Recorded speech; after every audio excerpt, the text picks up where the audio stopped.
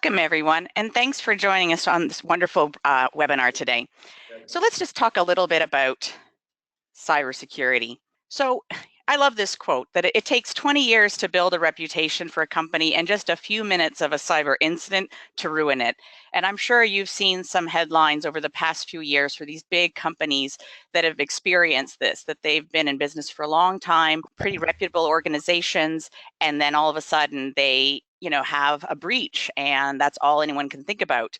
So this is, obviously becoming more and more of a challenge for both big businesses as well as small businesses as well. And obviously, I think that's why you're here today for this webinar. So before we dig into the actual elements of cybersecurity and threat, let's talk about what it is exactly. So the actual term, it's a bit of a buzzword, but it actually existed since 1994, but we really only started hearing it in the mainstream in 2010. It's actually not really widely agreed to in terms of a definition. Some people actually still use the term information security. Some people think of cybersecurity as a subset of information security. Some people think that they're one and the same. Some people just think cybersecurity is a new word for computer security or network security. Anywho, for the purpose of this webinar, I want to define it as the practice of ensuring the integrity, confidentiality, and availability of your business information. And also, on a more technical perspective, the ability to defend and recover against accidents or incidents. And this could be anything from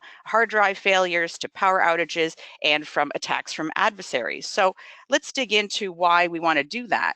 So why does cybersecurity really matter? Well, I think really it comes down to the money.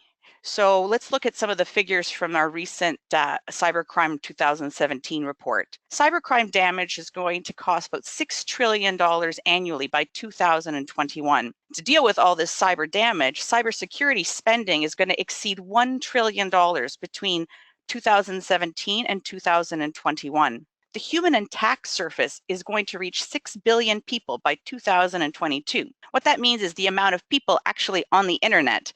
So actually right now, as of 2017, there were 3.8 billion internet users, which is about 50% of the world's population. So they're forecasting that that's going to jump up to, like I said, 6 billion, and by 2030, they're suspecting it's going to be 7.5 billion internet users. And that the big one we are hearing around today of ransomware, that's actually going to continue to rise, and that the cost for ransomware will cost 11.5 billion in 2019.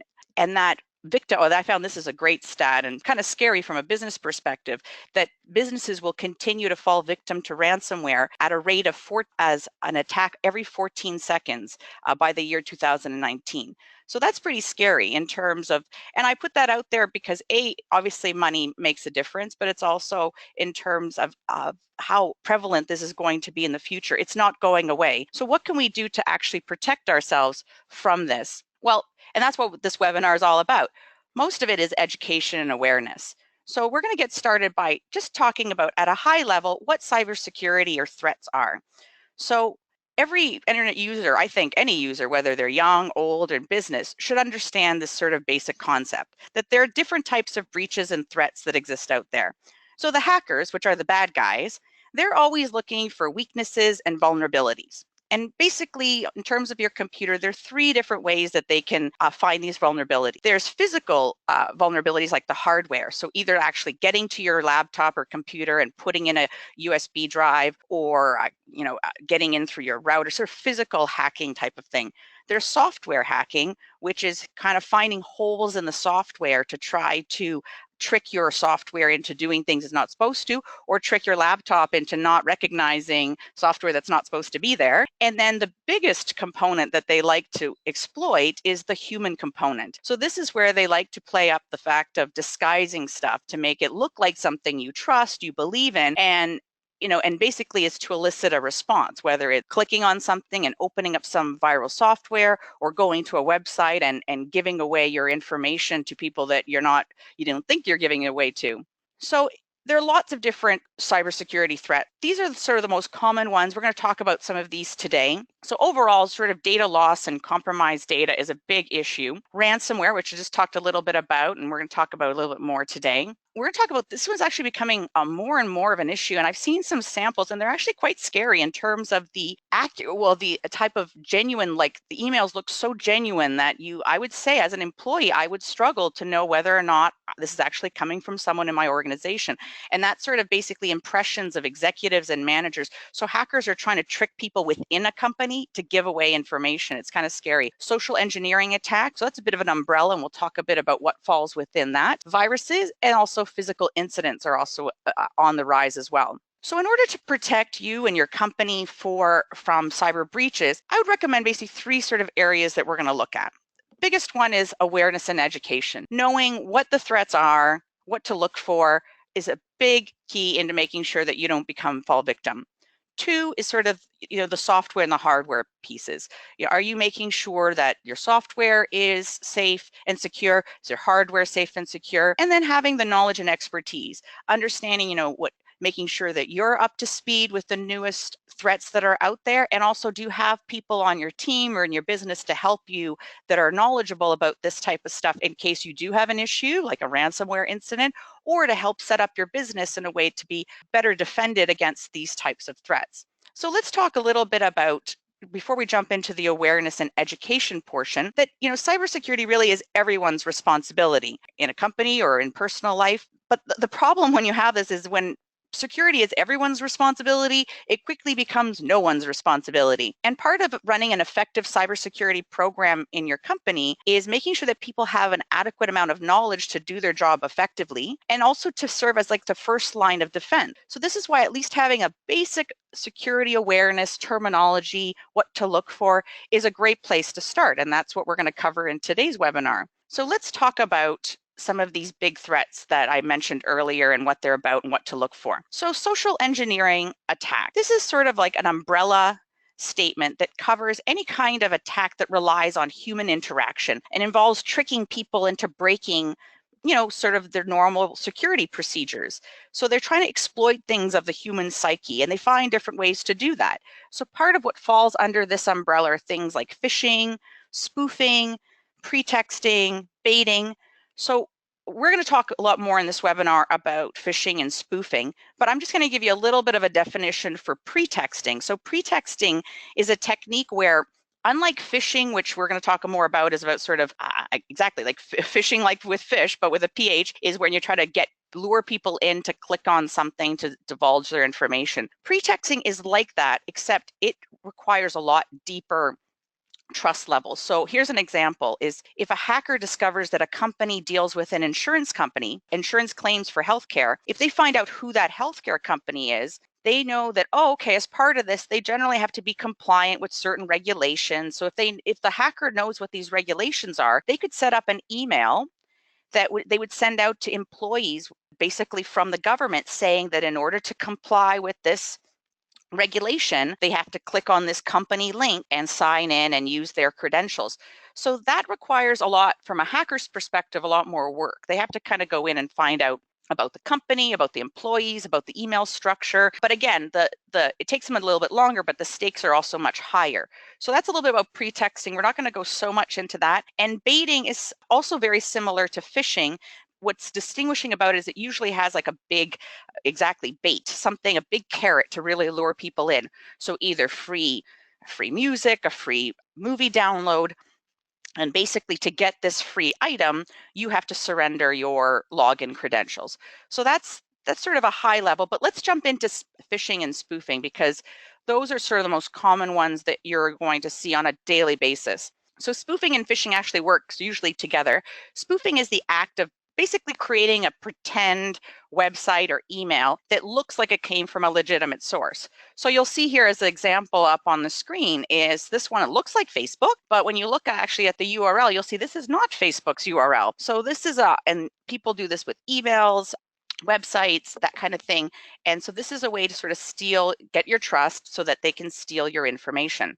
And as I mentioned, spoofing usually works together with phishing. So this is the most common threat technique used by hackers because it's really easy for them to execute, requires pretty little effort, and they can hit many hundred thousands of people. And again, they might not trick those hundreds of thousands, but they might trick one or two, and then they go from there. So Phishing is the act of basically using fake emails, text messages, websites, like I just showed you with the spoofing element, to elicit a response. So this could be a combination of sending you an email to click on it to go to a website and log in so they could steal your login credentials. It could be clicking on an email, going to a place to put in your credit card information. That'd be scary.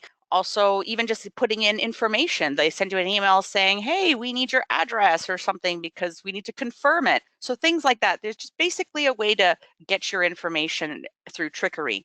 So the way you avoid being a victim of phishing and spoofing is, first and foremost, is stop before you click. Before I even go to number one right here, my biggest thing is just be aware that it exists. And before you click anything, stop and let's take a look at it. And first of it is learning to identify, like, and that's part of why I'm saying stop, because I know we are bombarded with emails. We're getting hundreds of emails a day, and it's really easy to sit there and scan, and swipe and delete, or click really quickly because we're going through them such a quick rate. But this is where it's really important, especially with, I'd say, anything that's asking you for your information, something that seems like a company you trust, like Amazon, PayPal, banking, anything. Don't click on it until you do these checks, okay? So first and foremost, you're going to take a look at it to see, is the name and the email correct?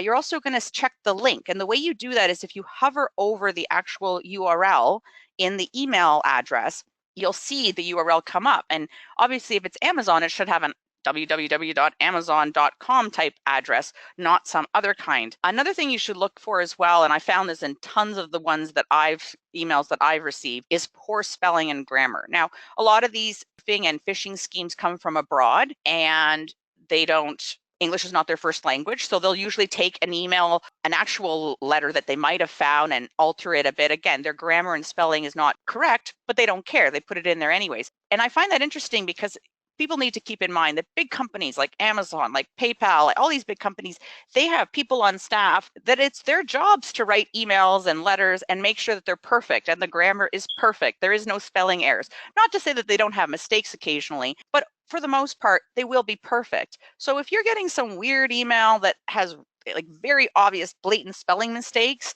from some big organization, definitely a flag that this is probably not a real email. Also, something to look for is threatening wording. So because they want to elicit a response from you. So you'll see emails like urgent action required, your account will be closed, your account's been compromised, because they want to play on that anxiety to get you to respond and just react and click on it. In this example that I have here, you see refund, you're like, ooh, I'm getting money? Great. So you just go in. Oh, all you have to do is provide a billing address. Perfect. But then it's like, wait a minute. Amazon has if they're providing me a refund for something, they have my address already on file. Why would they be asking me for it? So that's something to keep in mind. Here's a few other examples. So at the top here, you'll see it looks, the email itself looks like it's from PayPal, has the right branding, but you'll see up at the top, it's the actual spelling is like weird. It's billing at PayPal with an uppercase. If you actually go to PayPal's email address, it's lowercase. Another way to look at it, and again, you might not know that, but if you go on your own, another URL like to your Internet Explorer and type in www.paypal.com, you'll see up top that it's not pay and then pal uppercase, it's just PayPal lowercase. Another way you can look at it is by hovering. You'll see here, they actually provide the link to make you feel like it's PayPal. But when you actually hover over it, it is not going to PayPal at all. It's going to some completely other address, some sort of catalog. Here's another example. Looks like a LinkedIn email address or email, but you'll see up at the top, it's coming from some different kind of person. And you'll also see here below that there's some weird coding embedded in the actual email that has nothing to, it's something in Australia actually, and it has nothing to do with LinkedIn. Some other ways to make sure that you're not a victim to phishing and spoofing. Like I mentioned before, just anything to do with banking, money, anything like that, don't click on it. And then, I've also found sometimes people like, oh, okay, I don't know if this is right, but they'll click on the link and it looks like their bank, but they're like, okay, I'll just go into my banking account anyways. And it's like, don't use any of the links provided in any emails to get to your bank. Always have that actually in your, type it into your actual Internet Explorer, your web browser yourself, because like that, you know for a fact that you're not being directed, because these these folks are very sneaky in terms of making these websites look and feel and behave just like the sites that you're used to going to. Another thing to keep in mind is making sure that you only enter sensitive data into secure websites. And the way you know that is by looking in the top of your browser, any of the browsers. Sometimes in some of them it's at the bottom, some of it's at the top in the actual URL area. At the top here, you'll see a little lockbox and it'll say secure. And you'll see when it's not secure, this will be unlocked. So that's still something to keep in mind as well while you're surfing and going to websites. Before you type in any personal information, if this is not locked down, don't do it. And as I said before, when in doubt, if anything seems fishy, odd, bizarre, just don't click on it. Actually, I want to mention one recently I've started noticing is a lot of like recruiting type spam emails that I've been getting where people are saying, hey, your resume, and I'm like, okay, even though I have no idea how they got my information, but somehow they know that I'm actively looking for work.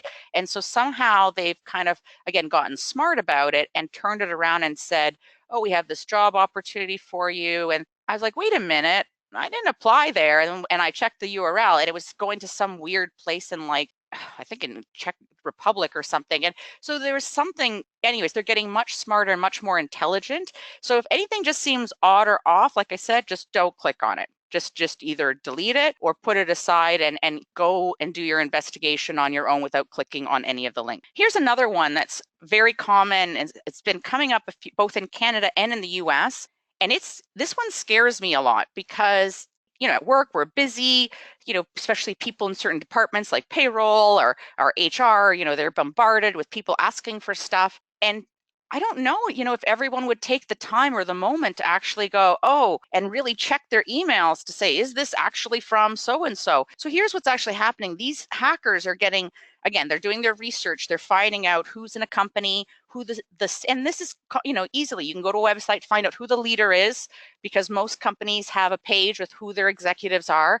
So once they find out who the executives are, they create these emails with photo, with the email address. It looks authentic.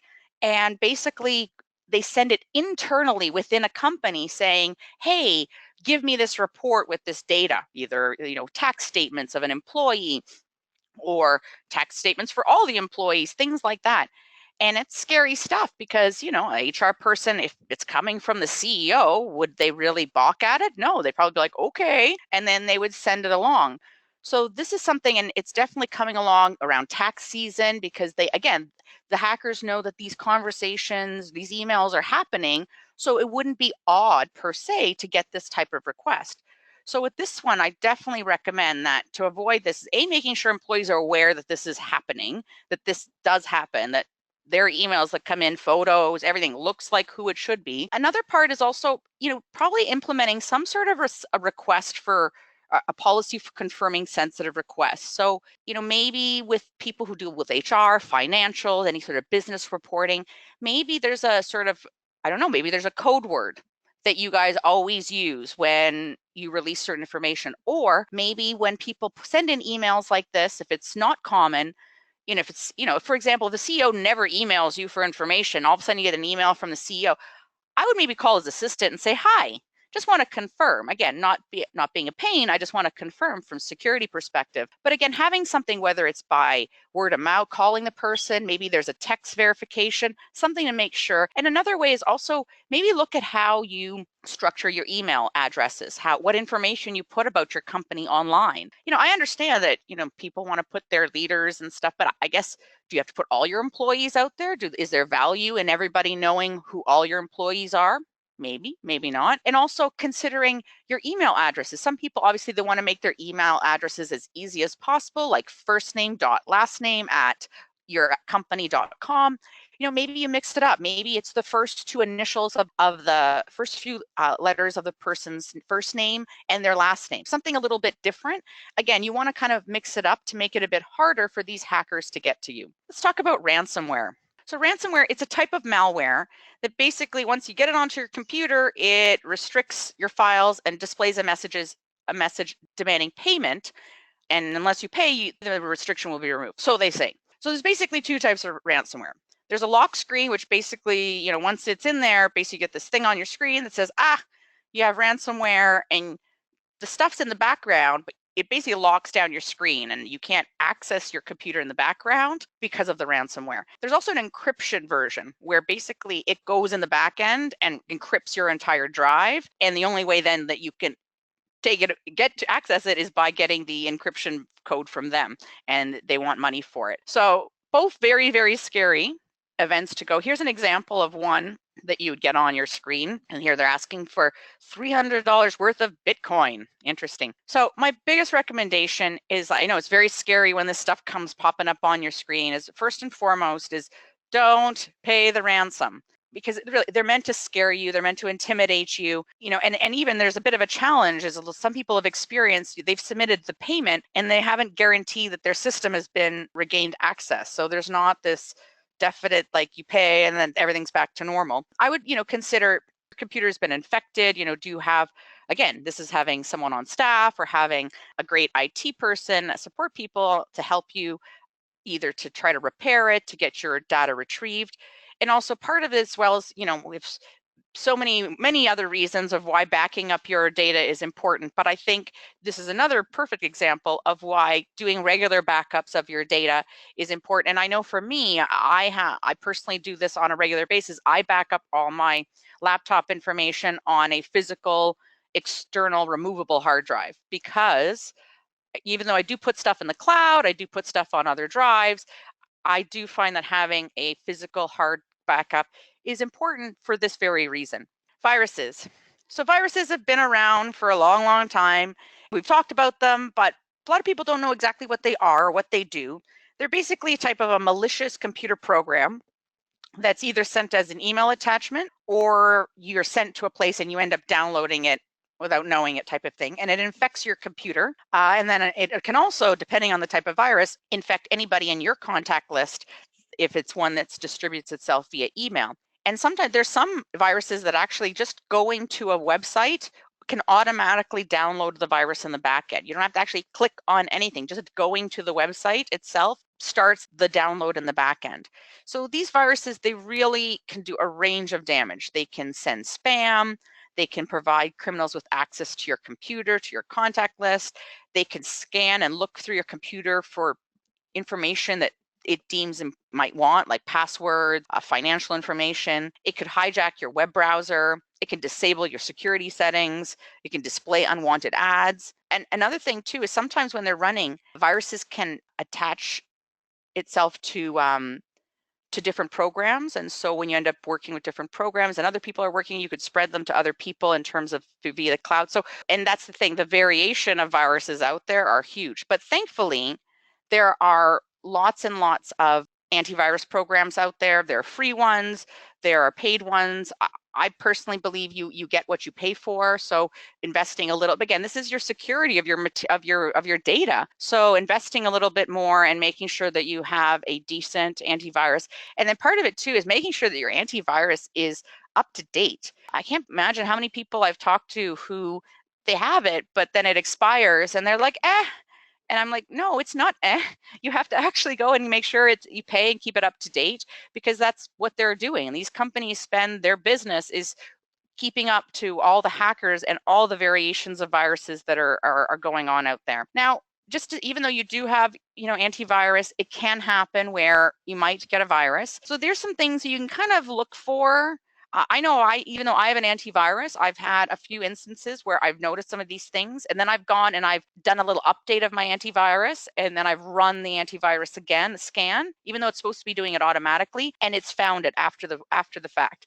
So here's some things to sort of look for. Like if you notice your computer's taking longer to start up, or it doesn't start up at all, that's a bit of an issue. If you start clicking on certain programs and it takes longer to launch, files and data like moving or disappearing from certain places, finding that there's certain and this is what I found, is I had a certain program that just kept it was fine, and then all of a sudden it just started crashing all the time. Oh, this is also, I've experienced this, where your home page is set to a different browser. So you've set it to Google, or you've set it to whatever you wanted your home page to be, and all of a sudden you come back to your web browser and it's somewhere else, and you're like, wait a minute, That's definitely a sign that something's been tampered. Also noticing that you're just either web pages are slow to load, possibly if your display looks fuzzy, or just not, maybe it's a little bigger, the fonts are bigger or really small, could be an issue. Or also noticing that there might be programs, like I had one incident where I had a program that and I couldn't turn it off. And I uninstalled it, it wouldn't let me uninstall. And that's when I knew that something has gone terribly awry and that there was some sort of virus that was locking down this software and not letting me uninstall it. But anything that looked kind of fishy, kind of suspicious like that, definitely, don't turn your eye, and definitely sort of either run your virus program, run a different virus program. That kind of stuff will definitely help. So we talked about, so this is that was the education portion, and understanding, what the types of threats are and how you can sort of identify them. And now we're talking about hardware and software. So the first part was more about from the human aspect. This is the back end. Now, obviously, as a human, you have the control to make sure that you have the right antivirus and the right hardware equipment and stuff like that. But this is more the manual stuff in the back end. So there's software threats. So we have malware, which I sort of mentioned, that it goes into your software, or it goes into your browser, or it goes into your operating system. Basically, it goes wherever they want it to go, and it alters stuff, and it can steal information. It can constantly feed information to the hacker on a regular basis. Lots of scary stuff with malware, like I said, because of the variation out there. Definitely important to have a good antivirus to prevent that. Trojan horses. Back in the early 2000s, there's sort of big influx of Trojan horses. They seem to kind of disappear for a while, but they're definitely coming back with a vengeance, so it seems. And basically, they seem, well, like it's like the history lesson of a Trojan horse. They seem like a legitimate piece of software. You think that you're installing something that you're supposed to be installing, but actually in the back end of this software, there is a bad piece of software. And so when it launches, very similar to malware, as you launch it, it basically populates in the back end, and it can do a variety of things. It could lock down your computer, it can share information, it can do all the various same things that a malware could do. And then there's another classification of spyware. So similar to malware, but spyware is specifically doesn't really want to alter things. It doesn't really want to like play around with your software. It really wants to just exist in the background and watch you and watch information. And it can either and send that watched information to whoever put it there in the first place. So again, it could watch your email. It can watch your web browser. It can watch many different things and send this information to whoever is the source of the spyware. I found that a lot of this spyware comes from like free downloads. It's usually in the back end. And sometimes you're actually consenting to it going in there, sometimes it's not. And I actually found a lot of spyware, because of its very nature, it's spyware, it's supposed to be sneaky and exist in the back end, doesn't always come up with virus scans. So there are a lot of virusware software applications out there that you can, some are free, again, some are not, and you can do a scan and just check to make sure that you don't have any kind of spyware running in the back end. And then there's hardware threats. So I know most of like cybersecurity, a lot of the emphasis is on the web and on the software being secure and all that kind of stuff. But there's also the hardware aspect of it. And people often forget about this, is that making sure, especially at home, is less of an issue, but in a work environment or moving your equipment from different locations, you always have to kind of be aware of the actual hardware threats. So cyber criminals, also work in physical spaces. Yes, in their different parts of the world, just coding spyware and other stuff. But there are people that are out there trying to physically get into computers. So either it's physically stealing a laptop, phone, a tablet, going into an office place and putting in a USB stick to either remove or add content to a device, walking by in public places. How many people I know when I go to Starbucks and I walk by, people on their laptops, on their phones and stuff, and I'm standing in line and I'm like looking at their laptop and everything that they're doing. I can see what they're typing, I can see everything. So are people being aware that people might be snooping, and also being aware that people have the ability to hack into webcams, Wi-Fi routers, and other accessories, that they could use those to watch you and therefore physically watch you put in your password and that kind of stuff and get access to your equipment or to your devices. I want to talk a little bit as well about old systems. So this is a question that sort of came in before the webinar, and as part of it, so the question was like, what do you think about running either computers running old legacy systems, or perhaps you have like an older computer because you have some old software that runs your production, and it only runs on Windows XP. And you don't want to upgrade it because it doesn't run on anything higher, so you keep this one computer running Windows XP. Well, there's a bit of a risk with that. So I'll give you a bit of just as a little story of warning. So last year, the UK National Health Service was basically shut down, completely shut down. Their whole health service was shut down by ransomware. And the problem was that the whole system, everybody was running Windows XP. And basically all the new patches for 2017 were not running. So they could not actually deal with the ransomware. So this was a big issue. So it wasn't just impacting one computer, it impacted thousands of computers. So with very few exceptions, like having this emergency patch, it was really expensive. They basically had to create their own patch, code their own patch. And Microsoft was like, sorry, we don't really support XP anymore. So basically the moral of the story after hearing about the UK National Health Service was that having a computer that runs XP or any old software is basically like having a castle with like no moat, no walls, no guns, no arrows. You're basically like, just open the door and let everybody in. Because unfortunately, the way things are nowadays with the way patches and systems are, they're just not supported, and you're basically and that's the issue too, is you can have this computer running, but if it's connected to your network, you potentially could infect your entire network through this one particular weak point. So that's just something to keep in mind. So some other things to keep in mind to make sure that you prevent any hardware or software compromises is making sure, like I said, regularly back up all your data. And my tip, definitely doing maybe a physical backup, like an external hard drive, making sure that all your hardware is running with the most current drivers. Like I said, people do this for a living. They spend time researching what the weaknesses are, what the hacks are, and they make sure that the drivers and the software and everything is all up to date and has no holes in it. Physically, like, lock down your equipment. So, maybe you've heard of people who put tape over their webcams when they're not using them, or if your laptop is at the office, do you have like a lock on it to make sure that no one can actually walk away from it? Are you in the front office or in the receptionist area? Do you leave your phone out? Do you leave a tablet out? Could someone walk in? Also think about having your screen locked down after a minimum time of activity. I know it's a pain. I know for me, I have it set to a minute of inactivity, and you turn around for a minute and it locks down. You're like, I got to type in my password again. But you know what? It really only takes a criminal a minute to get access something in your computer if you stepped away. So taking that extra step of just typing in your password, not a big deal if it's going to protect your information. Obvious one, ensuring your antivirus is active and up to date. Like I mentioned, running a spyware program is also helpful. Working with IT to make sure that employees don't install stuff on their devices.